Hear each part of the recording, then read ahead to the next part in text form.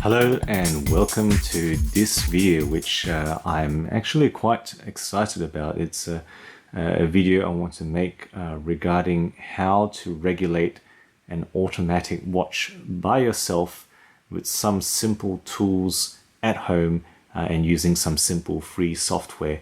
Now, just a word of warning, please note that you do this at your own risk.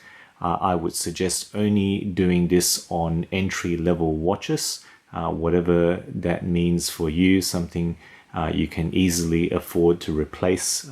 For me, that really means some of my Invictas, some of my Seikos, which are not too expensive. I would not use this technique on a Swiss watch. Anything probably over 1,000. Maybe even over 500, I would be hesitant, and I would rather take it to a professional. Okay, so what we have here is a few watches, obviously. One where I've got the case back on display here, a few other watches to just show you different types of movements and case removals. And I've got a watch repair kit here with various tools that you might need to use, particularly to open the case back and also to remove bracelets if you want to use that. And what you need to do this regulation is also a recording device. Now, some people have done videos showing that they can use the microphone on their laptop. My laptop is not good enough. The microphone won't pick up the fine sounds that you can hear from the ticking of the escapement on the watch. So I have to use something that will do it. And for me, my iPhone's mic is good enough for doing that. Okay, so that's really the stuff I have here. You may use a spring bar tool, one like this where there's going to be the fine fork tool here that you can use to remove the spring bars. I'm not going to go through that here, but you would use something like that to remove the bracelet, as I've done on this Invicta. You would need to use the appropriate tool to open the case back in order to reach the escapement or the regulation bar. So for screwing case backs, such as in this Invicta, you would use a tool such as this. In this repair kit, this is adjustable. You can put different attachments that would fit the particular teeth or the particular holes on your screw-in case back, and then you can adjust the width of this to fit, and then it's actually relatively easy, surprisingly easy actually, to remove case backs using the proper tools. People have shown using methods using needle nose pliers, wrapped in cellophane tape. I really wouldn't try that, at least not with I guess something mid-level, and definitely not with high-level watches. Maybe with an Invicta you can just stuff around, they're cheap enough. Okay, so tools to open the case back, like with screw, I guess, case backs such as this one, which are just held in by simple screws. You can see here, you would just use a small screwdriver, and some of these in this repair kit are available. I don't have any watches on me with the case back where you would have to pry it open with the appropriate tool. So I'm glad I don't have to, I guess, consider doing that myself. So most watches probably that you have in you, that you come across, will be either held in by screws or would be a full screw-in case back, like in waterproof divers. Okay, so once you've got the case open and appropriately held in position. This is the block where I guess in this repair kit I would use to hold the case in place while I unscrew the case back. Once you've got that ready and that case back ready to come off, I would recommend putting the case back on when you're recording, just to prevent any risk of dust and other stuff getting into the movement. You don't want that to happen. So whenever possible, keep the case back on unless you're really accessing the regulator bar to do your regulation. All right, in terms of the software I use, I download this a software called WavePad. It's free, and I've mainly done this because if you look at the actual display, it allows you to zoom in nicely, you know, with two really quite fine positions. Sorry, I'm not really doing it properly here. So I'm going to zoom this right into a small position and then increase the amplitude so where you can see the actual beats of the watch, you know, the beats per minute or beats per hour, that you can actually see in the peaking here as we display it. Okay, so that's why I've chosen to use this. You don't have to use a software that can do that. You can, as long as you're confident that will give you the result on the computer. Once you open the file, you can use whatever you want.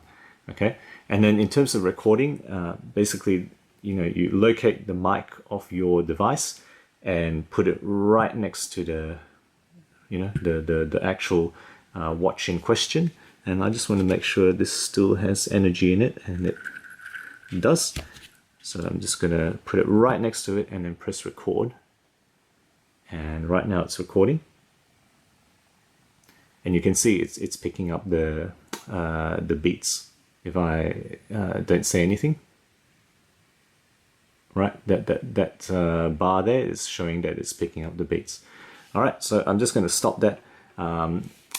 You can record for a full minute, or you can record for half a minute. I've tended to find half a minute sufficient for my purposes, and I'll show you this when we take this to the laptop over there to demonstrate it on the software program to figure out how slow or fast the movement is running. So let's take it to the software and then we'll come back after. Actually, before we go, one thing I need to explain is the concept of the 21,600 beats per hour versus 28,800 beats per hour and what that means. So if you see, you know, in your watches, you will see an escapement, and as you can see, that's that thing that's actively moving there. Okay, that's really the balance wheel moving around, and that whole assembly area is called the escapement, and most of them are going to be Swiss lever escapements. You know, Omega has the coaxial escapement, which really they're the only ones putting out that at the moment. So you can see immediately that balance wheel is going back and forth. Okay, and back one movement back makes the escapement tick along, and then one movement forward makes the escapement tick along a tick. So 21,600 is 6 beats. 21,600 beats per hour is 6 beats per second. So each second it goes tick, tick, tick, tick, tick, tick, 6 ticks. Now a cycle back and forth, a cycle consists of a movement back and forth. So we say 6 ticks is actually 3 cycles per second, 3 hertz. So that's where you get 3 hertz or 4 hertz, as with the Swiss 28,800 beats per hour type of movements. Okay, so that's the concept of beats per hour.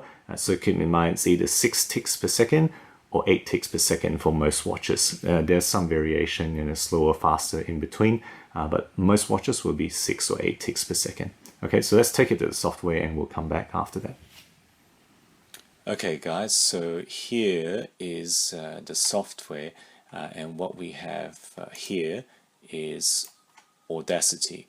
It's a free software, open source, as you can see here, and free for download. And I'll put the link in the description below. So I've done a recording of 30 seconds of the watch beating, and this is what it looks like when you first load it up here. So across the top here you can see it's 32 seconds, so you know, just over 30 seconds. And what I want to do now is firstly zoom in on the amplitude to make sure we can see what we're dealing with, and then use the zoom tool here to just get in onto detail that you want to see. So again, one more, and I think that's probably enough. Now as you can see, this is just 1 second here now, and this is a very start of the recording. And what I want to do now is time it with the first spike, which is really going to be the first peak, first beat that I can see, and select that bit and delete it. So now that's one beat, and I want to zoom in on that again. So that's one beat. So in 1 second you're having 1, 2, 3, 4, 5, 6 beats. So remember, that was a Seiko movement, so it's 6 beats per second, or 3 hertz. So a cycle beating meaning 2 beats. So here 1 second is spot on. So to figure out how accurate your movement currently is, what you do is you really need time to see how it plays out. So that's why you record it for 30 seconds or a minute, some amount of time. And right here is 30 seconds, and you can see it's not perfectly lined up, that beat there. Okay, so now what I want to find out is how far off it is.